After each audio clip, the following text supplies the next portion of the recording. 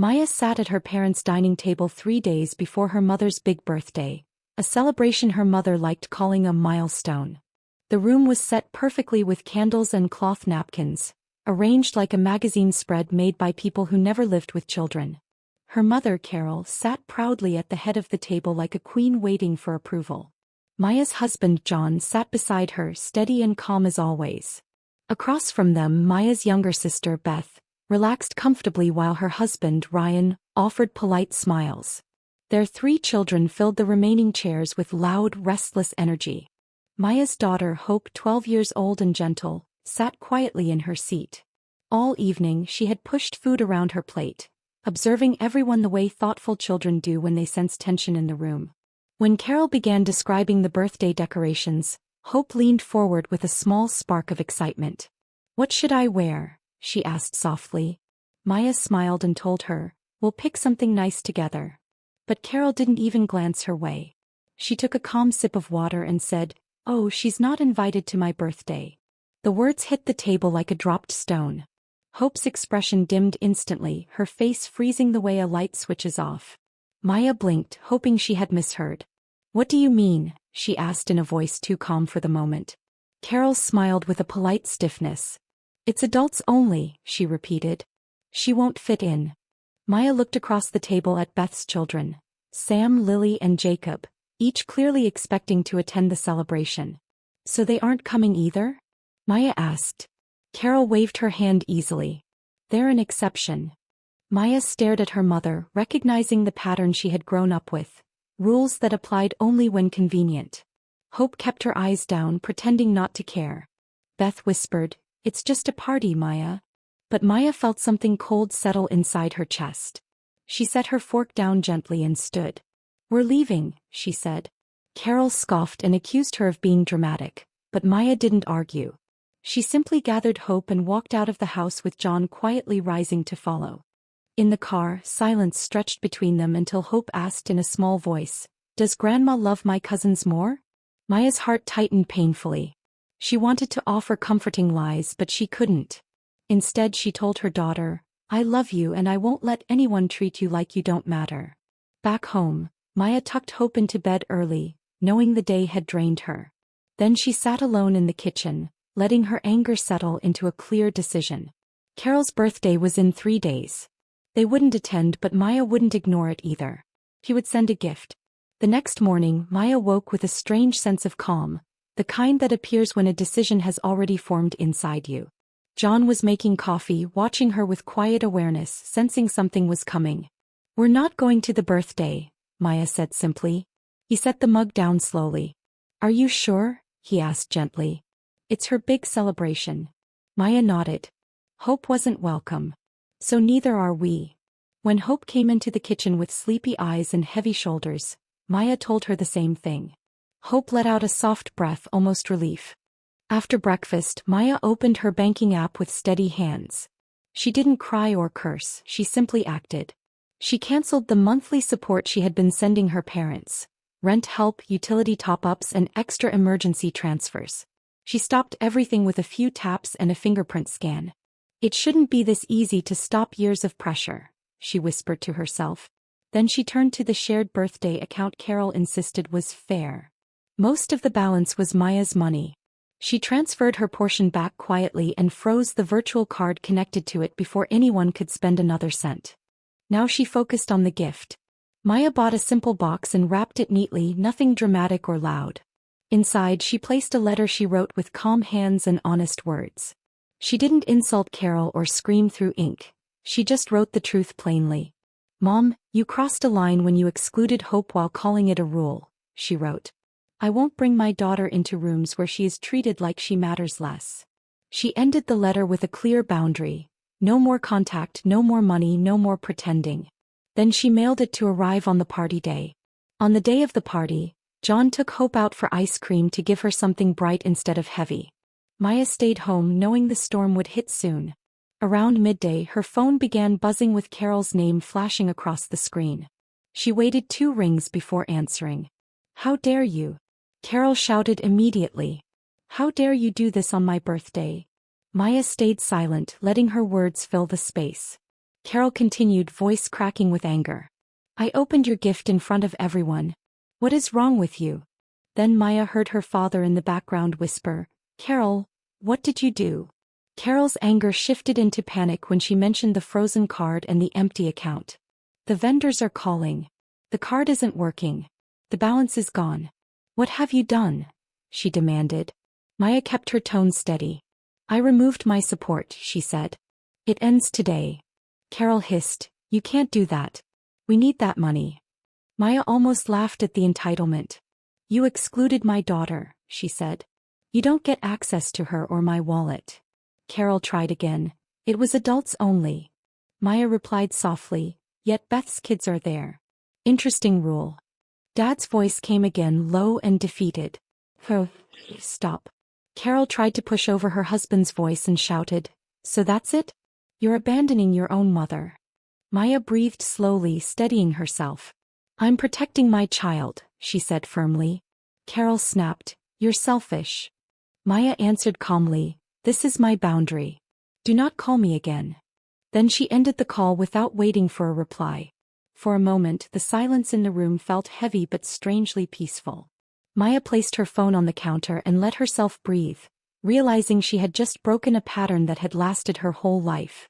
The next morning, the smear campaign arrived right on schedule. Relatives began calling, each one repeating the same rehearsed outrage. What did you do to your mother? One aunt demanded as if reading from a script. You only get one mother, another scolded. Maya kept her answers short. This is private, she said. Some callers huffed and hung up. Others tried again, hoping to force guilt into her. But Maya refused to open the door to old roles. She spoke only when necessary, and even then she spoke with calm boundaries. It unsettled everyone who expected the old version of her. A few relatives who genuinely cared approached differently. Her cousin Anna called and sounded worried, not judgmental. Maya, what happened? She asked softly. This time Maya answered more openly. I supported them financially for years, she said. And they uninvited Hope from the birthday while letting Beth's kids attend. Anna stayed quiet for a moment, then said, that's not okay. Hearing someone else say it so simply made Maya's chest loosen. It was the first time someone acknowledged the truth without twisting it. I just wanted you to know I understand, Anna added before ending the call. Maya appreciated it more than she expected. Later that same afternoon, the escalation arrived in the form of a printed invoice. It was delivered to Maya's door, addressed to her personally. The bill listed a balance of 1,200,000 Nigerian nairas for the birthday venue's final payment due in 5 days. At the bottom, under responsible party, her name and phone number were boldly printed. Maya stared at the paper, baffled. She hadn't signed anything. She called the venue immediately. I didn't authorize this, she said firmly. The staff member sounded exhausted. Your name is on the contract, she replied. Maya answered, then someone put it there without permission. Contact the actual organizer. They paused, then agreed to correct it. Not even 2 hours later, heavy knocking rattled Maya's front door. It wasn't polite or gentle. It sounded like someone demanding entry. Maya told Hope to go to her room and put on headphones. Is it Grandma? Hope asked shakily.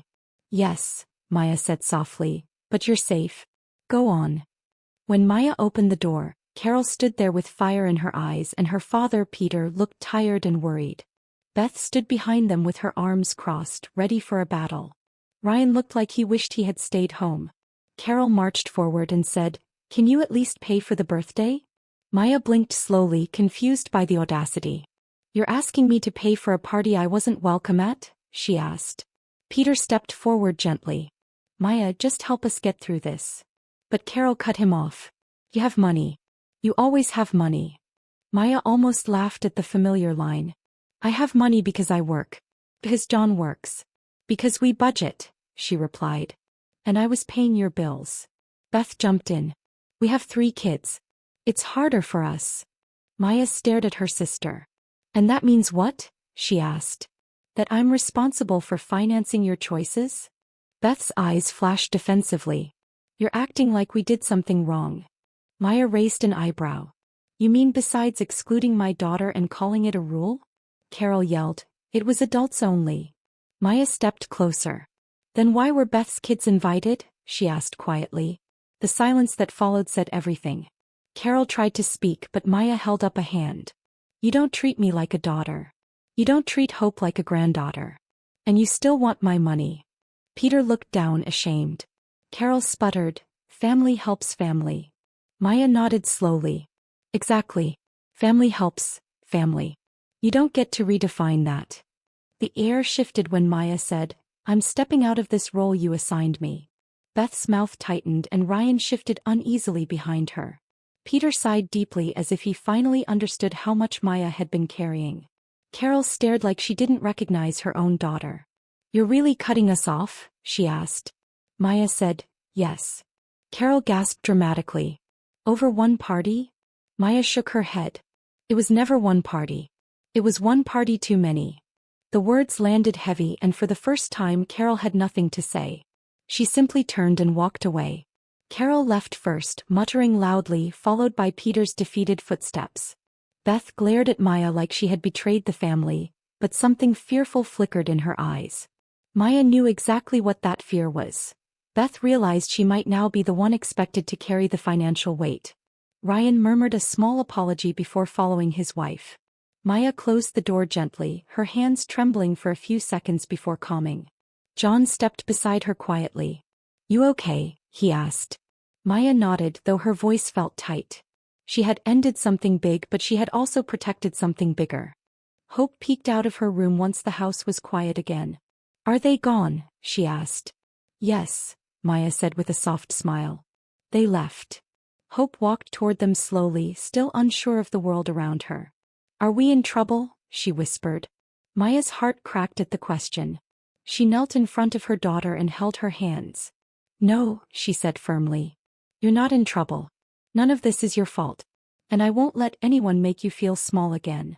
Hope nodded, and for the first time since that awful dinner she looked lighter, almost free. The next few weeks brought a strange quiet to Maya's life. For the first time in years her phone wasn't filled with demands, guilt, or last-minute emergencies. Hope began humming again while doing homework, small signs of peace returning to her spirit. John relaxed more too, catching Maya's eye sometimes as if to say, see? We're okay. Bills were suddenly manageable without secretly supporting another household. Maya found herself breathing deeper, sleeping easier, and feeling her home settle into a softer rhythm. It was the kind of peace she didn't know she had been missing until it arrived. Of course, some guilt attempts still came through the family grapevine. A distant uncle sent a message saying, your mother is heartbroken. A cousin wrote, family isn't perfect. You should forgive. Maya deleted most messages without responding. She was done explaining herself to people who only heard one side. The few people she respected asked gently, are you okay? To them she replied honestly, yes. For the first time in a long time I'm okay. And each time she said it she felt it settle deeper into truth. 3 months after the birthday incident, news trickled back to Maya through relatives who still kept neutral contact. Her parents had downsized to a smaller apartment. Carol had taken a part-time job at a local shop. Peter was doing maintenance work to help with bills. Beth had finally applied for a full-time job instead of relying on her parents and sister. It amazed Maya how quickly people learned to survive once their safety net disappeared. She wasn't heartless about it. She simply realized they had always been capable. They just preferred using her support whenever possible. Hope continued to grow brighter as the months passed. She asked fewer questions about her grandmother and began focusing on school, art projects, and time with friends. One afternoon, while drawing at the kitchen table, she said quietly, Mom, thank you for choosing me. Maya's throat tightened, but she smiled. I'll always choose you, she said. John, standing nearby, gave Maya a look filled with quiet pride. The home felt lighter than it had in years, filled with softness instead of tension. Hope's confidence slowly returned, one small moment at a time. 6 months after the break, a letter arrived in the mail that made Maya pause. It wasn't dramatic or threatening, just a simple envelope with Beth's handwriting. Inside was a short message saying she wanted to talk. Maya hesitated before calling, unsure if this was another attempt to drag her back into the cycle. When Beth answered, her voice wasn't sharp or accusing this time. Maya, things have been hard, she said. Mom has been asking me for money and help. A lot of help. Maya listened quietly, letting her speak without jumping in. Beth continued, sounding more exhausted than angry. I didn't realize how much you were doing, she admitted softly. I thought Mom was exaggerating. But now that she's coming to me for everything, I finally understand. Maya didn't say, I told you so. She simply stayed silent, allowing Beth to face her own realization. After a long pause, Beth spoke again. And about hope, what Mom said that night wasn't right. I see that now. Those words didn't fix the past, but they mattered. It was the first time Beth had acknowledged the harm without pretending it was harmless. I'm not calling to pull you back, Beth said quickly, almost afraid Maya might misunderstand. I just wanted you to know I get it now. Maya appreciated the honesty. Thank you for saying that, she replied. They didn't make promises to reconnect. They didn't plan a family reunion. They simply ended the call with a quiet understanding. Responsibility, respect, and boundaries had finally changed. When Maya hung up, John looked at her curiously. How do you feel? He asked. Maya didn't hesitate this time. Steady, she said, and she meant every word. Maya realized something important as the year neared its end. Peace didn't come from fixing her family. Peace came from stepping out of the role they forced her into and no longer fighting to be valued. He saw Hope thriving, humming, drawing, laughing. She saw John calmer than he'd been in years. She saw herself waking up without dread. The absence of chaos was not loneliness, it was healing. Her world had shrunk and softened, and for once that felt like a blessing instead of a loss. One quiet Saturday morning, Hope joined Maya on the couch with a blanket draped over her shoulders. Mom, she asked softly, are grandparents supposed to make you feel loved? Maya thought carefully before answering. Yes, she said, but only the good ones. Hope nodded slowly, absorbing the truth. I'm glad we don't go there anymore, she whispered. Maya wrapped an arm around her. Me too, she said. In that moment, Maya felt the full weight of her decision, and the full relief of protecting her daughter from a lifetime of being treated as an exception. As Maya watched Hope cuddle closer, she understood the ultimate lesson of the past year. Family titles did not guarantee love. Blood did not guarantee safety. Respect was earned, not demanded. She looked at her peaceful home and realized she had finally built the kind of family she always needed. One where her daughter belonged without exception. For the first time, Maya didn't feel guilty for choosing boundaries. He felt proud. It wasn't revenge. It wasn't punishment. It was protection. And protection, she decided, was the purest form of love she could give her child. A few weeks later, Maya and John attended a small school event where Hope presented a short art project. As they sat in the audience, Maya noticed how confidently Hope stood in front of the room. Her voice was clear, her smile natural, her shoulders relaxed. She's blooming, John whispered proudly. Maya nodded with quiet emotion.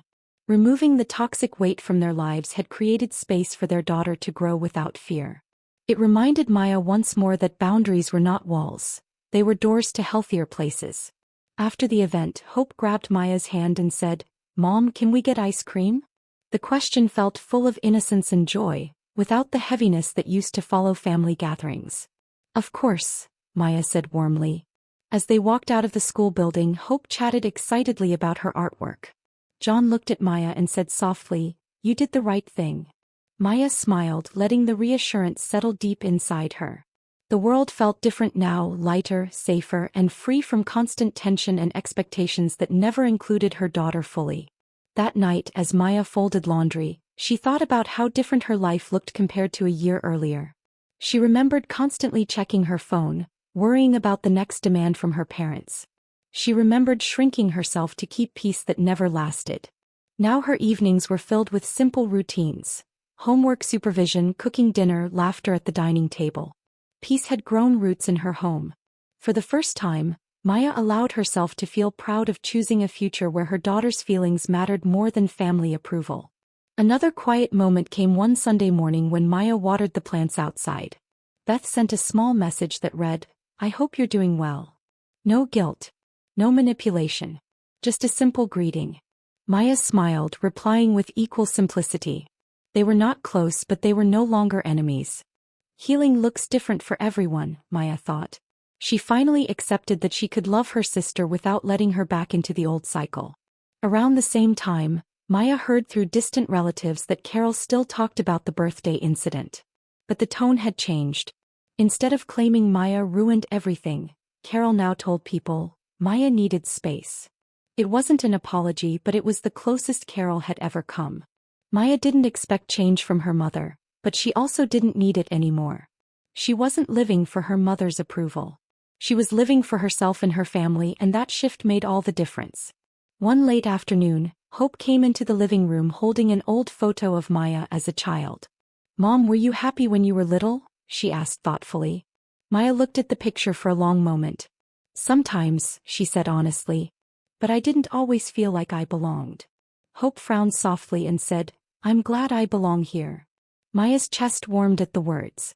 "You always will," she replied, pulling her daughter close. That moment alone confirmed every difficult choice Maya had made that year. As the months continued, Maya learned that healing didn't always come with big moments. Sometimes it came with soft mornings, quiet dinners, or Hope laughing from another room. John often told her, "You've changed in a good way." Maya believed him. She no longer carried old guilt or pressure on her shoulders. She no longer feared her phone vibrating. She moved through her days with confidence, choosing peace over pleasing people who never chose her back. One afternoon, Hope asked, "Mom, do you think we'll ever see Grandma again?" Maya paused before responding. "Maybe," she said gently. "But only if it's safe and respectful for you." Hope nodded with a surprising level of maturity. "I don't think I want to go back unless she wants me there for real," she said quietly. Maya smiled. "That's a good boundary," she replied. It amazed her how much strength Hope had gained now that she wasn't living under someone else's favoritism. As the year came to an end, Maya reflected on everything that had changed. She realized she had broken a generational pattern, one where silence kept the peace but crushed the spirit. Hope was thriving. John was lighter. And she herself was no longer trapped in a role she never agreed to. She wasn't the family wallet. She wasn't the peacemaker. She was a mother protecting her child and building a life where love was unconditional and safe. On New Year's Eve, Hope curled beside Maya on the couch and whispered, "Mom, thank you for choosing our family." Maya wrapped an arm around her daughter as fireworks popped softly outside. "Always," she said. "I'll always choose us." In that quiet moment, Maya understood the full power of her decision. She had lost a version of family but gained a better one. One built on respect, honesty, and love without conditions. The year ended not with regret but with peace. And for the first time in her life, Maya felt completely whole.